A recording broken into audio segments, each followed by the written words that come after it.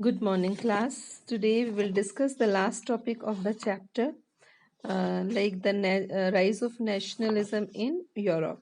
And this is last chapter because some of the country which were very much small and how they survived later on, we will discuss in that particular segment. So nationalism and imperialism. तो nationalism and imperialism, imperial nationalism तो एक तरीके से हम समझ ही चुके हैं क्या है नेशनलिज्म। मतलब अपने नेशन को, अपने कंट्री को नेशन स्टेट बनाने की होड़ में सभी लोग लगे हुए थे। और जहाँ इंपीरियलिज्म था, जहाँ मतलब कहना चाहिए कि ब्यूरोक्रेसी नहीं, मतलब एक तरीके से किंग रूल था या एरिस्टोक्रेसी बहुत ज्यादा थी, तो वहां पर क्या हो रहा था। ठीक है, वहां हम कैसे इसको डिस्कस करेंगे। So let's begin. So by the last quarter of 19th century, nationalism no longer retained its idealistic liberal democratic sentiment on the first half of century, but became a narrow creed with limited ends. Creed होता है religion, मतलब इतना जरूर हो गया था कि वो रिलीजन के नाम पर थोड़ा लिमिटेड हो गया था। तो during the period nationalist groups became increasingly intolerant of other and ever ready to go to war। मतलब दूसरे को रिलीजन को लोग पसंद नहीं करते थे, अपने ही रिलीजन को सुप्रीम मानते थे। मतलब एक तरीके से प्रोडिजियस थे लोग अपने रिलीजन को लेकर। तो युद्ध करने के लिए तैयार रहते थे। The major European power in the turn of manipulated and nationalist aspiration of the subject people in Europe to further their own imperialistic term। यहाँ तक कि क्या होता था, जो मेजर यूरोपियन पावर्स थी वो क्या हुई, मैनिपुलेट करना, मतलब अपने तरीके से उनको समझाना बताना। ठीक है, उनकी जो एस्पायरेशंस थी इन लोगों को अपने अंडर में लाने की थी। मतलब कोई भी देश अगर छोटा है उसको बड़ा बनने की चाह थी, और वो दूसरे छोटे देशों को अपने अंदर लेके आ रहा था। और किस चीज के लिए, उनको अपने मतलब एक तरीके से इम्पेरिस्टिक एम के लिए, अपना किंगडम बढ़ाने के लिए। The most serious source of nationalist tension in Europe after 1871 was the area called Balkan. सबसे बड़ी समस्या बाल्कन के लिए आई। ठीक है, बाल्कन, बाल्कन जो आज मतलब नए देशों के नाम से जाना जाता है। The region of geographical and ethnic variation comprising modern day Romania. आज का Romania, Bulgaria, Albania, Greece, Macedonia and Croatia and Bosnia और हेरिजेगोविनिया। ठीक है, ये और सोल्वेनिया, स्लोवेनिया, ये Serbia and Montenegro, whose inhabitants were broadly known as slaves। तो ये जो थे, ये कंट्री जो थे, इनके जो लोग थे वो स्लेव्स के नाम से भी जाने जाते थे। As the large part of Balkan was under the control of Ottoman Empire. ठीक है, the spread of the ideas romantic nationalism in Balkans together with the disintegration of the Ottoman Empire made this region very explosive. अब romanticism वाला जो हमने पढ़ा था, Romantics में आपने याद होगा कि वहां पर लोग पोइट्री की तरफ, प्रोज की तरफ वो सब बढ़ रहे थे। तो इस आइडिया ने उनको भी इंस्पायर किया, किनको, बाल्कन्स को। All through the 19th century, Ottoman Empire had sought to strengthen itself through modernization and internal reform, but with very little success। होता क्या है, ठीक है, सब जगह 19th सेंचुरी में और ऑटोमन एम्पायर में भी इसी तरीके से लोग अपने आप को सशक्त करने लगे through the modernisation of internal reforms. मतलब अपने अंदर, अपने कंट्री में चेंज लाने लगे, but with very little success. One by one its European subjects nationalist broke away from the control and declare independence.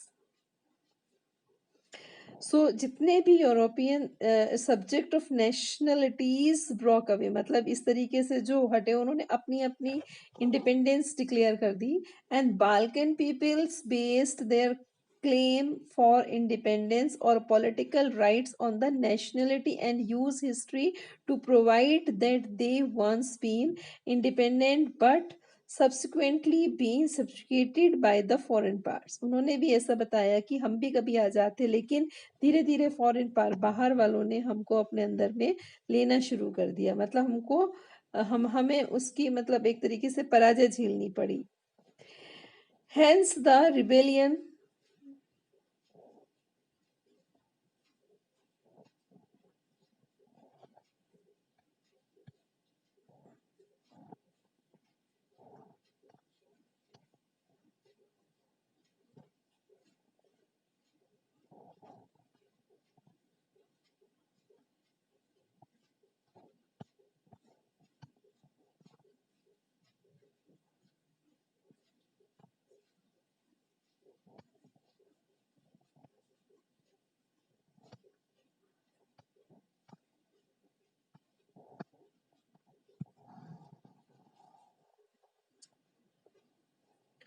So, come to the point now. Some mistakes, technological mistakes took place.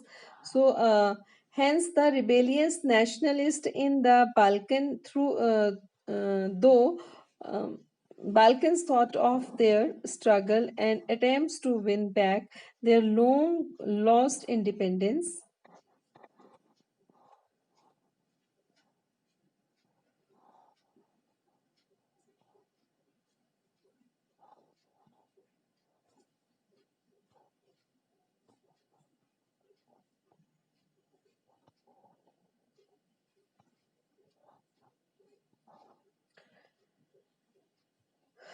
So hence the rebellious nationalists in Balkans thought of their struggle as attempts to win back long lost independence.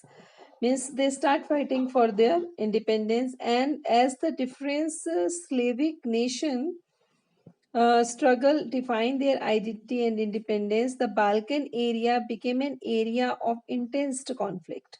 तो इस area में काफी conflict हुआ.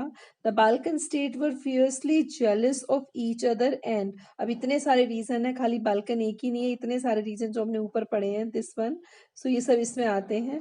तो ये भी क्या हुए, sometimes they became the cause of jealous and hatred of each other and gained more territory at expense of others, and matters were further complicated because Balkan also became the scene of big power rivalry. मतलब यहाँ आपस में ही काफी झगड़े फसाद होने लगे. During this period there was intense rivalry among the European power over trade. तो रीजन क्या थे, किस वजह से, ट्रेड के लिए.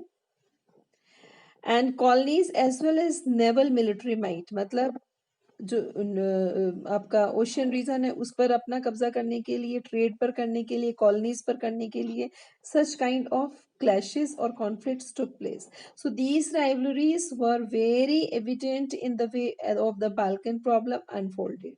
तो इससे क्या हुआ, मतलब वहां की जो प्रॉब्लम्स थी वो अनफोल्डेड ही रही, मतलब एक तरीके से अनफोल्डेड होने का मतलब है सुलझती रही. ठीक है, कि ईच पावर, वो रशिया है, जर्मनी है, इंग्लैंड है, Austria, Hungary, was keen countering the hold of the power and over the Balkans and extending its own control over the area, and this led to the series of war in the region of finally First World War. होता क्या है, मतलब इससे related क्या हुआ, इस जो counter hold of following का मतलब यहाँ पर क्या है, जो दूसरी तरीके से मतलब अपोजिट डायरेक्शंस में. ठीक है, Balkans and extending its power control over the area. तो इसने अपना क्या किया, अपना एरिया को कंट्रोल करना शुरू किया, and this led to the series of war. और इसी से क्या है, वर्ल्ड वॉर की भी शुरुआत हुई, ये माना जाता है.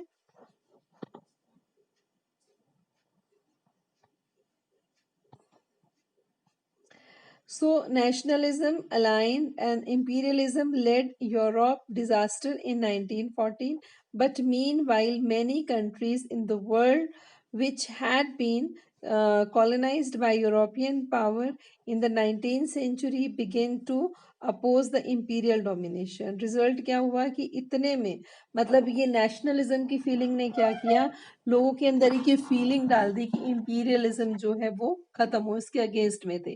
तो anti imperial movements that develop everywhere in the nationalist and sense that they all struggle from the independent nation state like India में भी हुआ। so were inspired by the sense of collective national unity।